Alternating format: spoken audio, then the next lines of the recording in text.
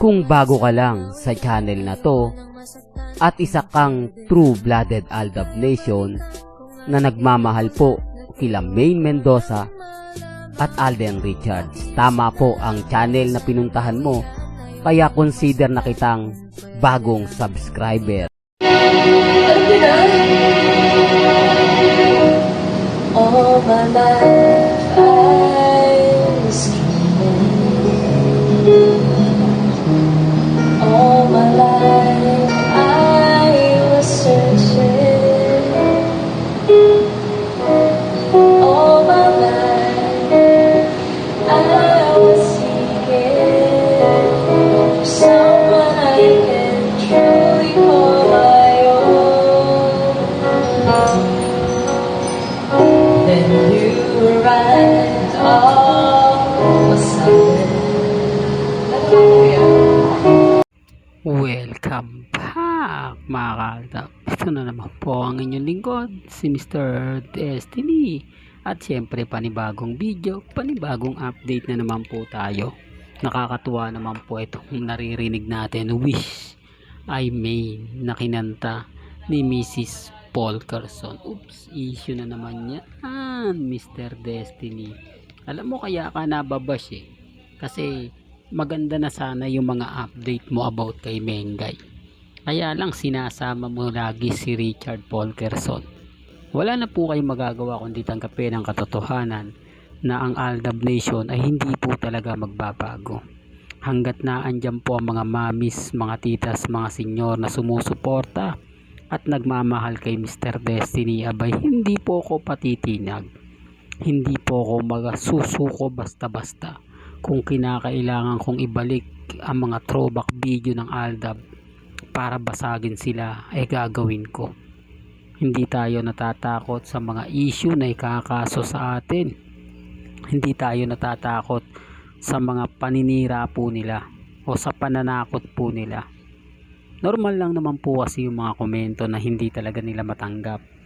Especially po kay Alden na sinasabing tigilan na raw po si Alden dahil meron na nga po raw itong kainspirasyon o meron na nga po raw itong karelasyon na itinatago lang daw po sa publiko dahil may mga ganito, may mga ganyan. Sa tingin nyo mga kaaldab, kung meron pong babae na tinatago si Alden, makakalusot po ba yan sa social media? Hindi, real talk. Kaliwat kanan po yung bantay kay Alden. Halos saan magpunta si Alden may nakabantay po sa kanya. Maraming paparazzi ang nag-aabang kung sino nga po bang babae ang mapalad na napupusuan ni Alden Richards. Hindi, totoo po mga kaaldab. Kasi yan naman po yung sinasabi nila. Yan po yung mga komento po nila sa akin na tumigil ka na Mr. Destiny kasi may bago na at napakaganda nga po raw ng bagong nililigawan o sabihin na natin girlfriend ni Alden Richards. Pero ang tanong, bakit hindi po nila makita? Sinasabi hindi, lihim kasi yan bakit ako sinasabi kong lihim ang pagkikita nila Alden at ni Mengay? Lihim ang mga anak ni Alden Richards kay Mengay. Lihim yung mga nangyayari at nagaganap. Anong pinagkaiba nila sa mga sinasabi ko? Anong pagkakaiba ng nililihim sa itinatago? Hindi po ba wala?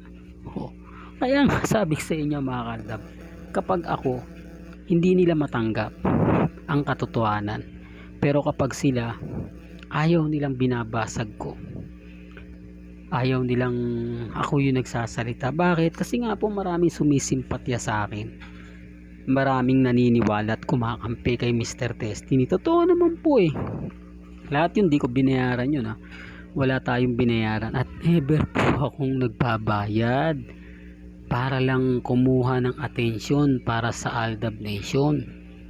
Never ko pong binayaran yung mga komento po na talagang magandang pakinggan, masarap sa tenga about kina Alden, sa Bulacan si Mengay. Mas talagang makikita mo yung mga bonding moment ng pamilya Mendoza kung ikukumpara po Congressman Arjo. Kaya ito nga po simple lang. Kahit po anong gawin po ninyo, kahit ipilit nyo na may girlfriend ng si Alden Richards, mananatili pa rin po siyang single. Mananatili pa rin po siyang, kumbaga, nag-iisa.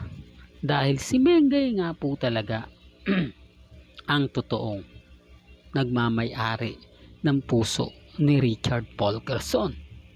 O naku, Mr. Destiny, babahayin ka na naman ng komento niyan.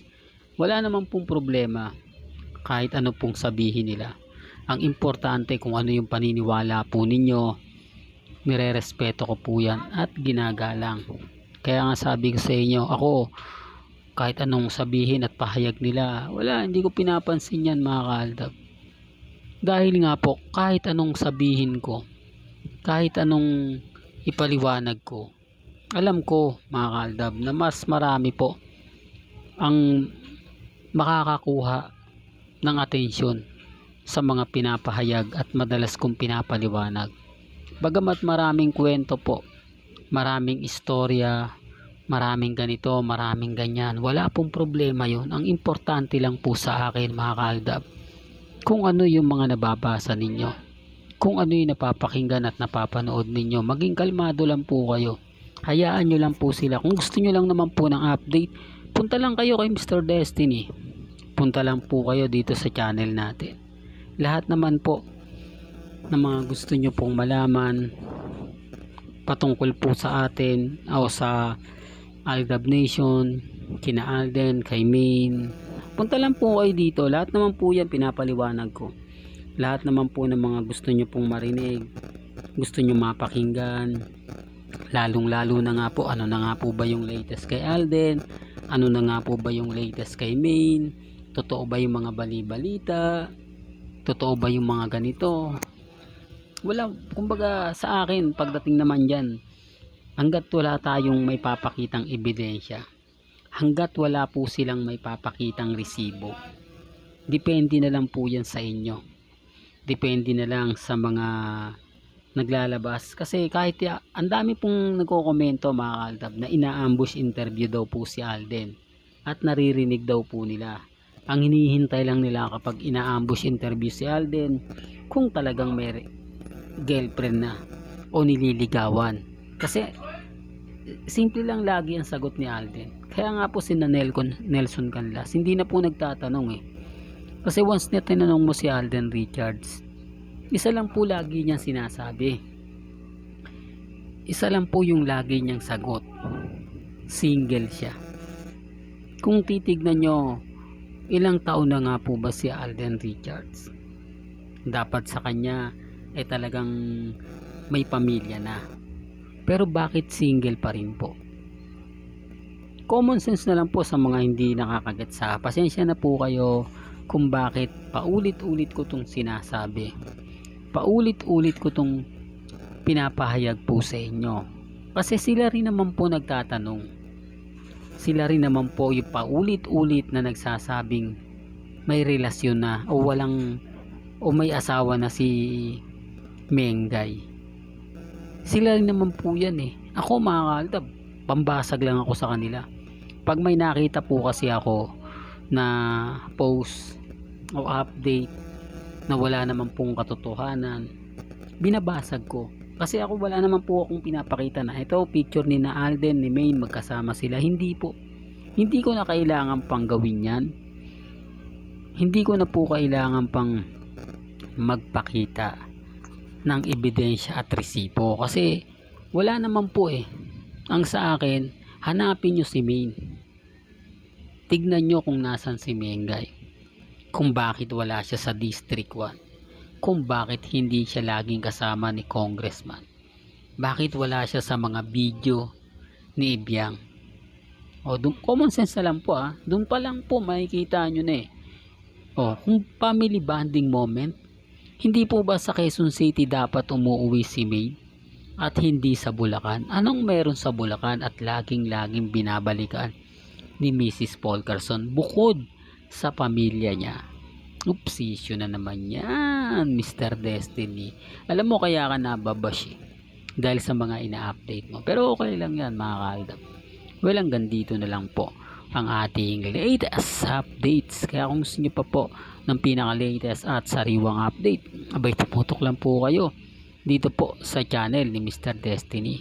Kaya kung bago ka lang sa channel na to at isa kang true-blooded Aldab Nation na nagmamahal kila Mengay at Isoy, tama po ang channel na pinuntahan mo.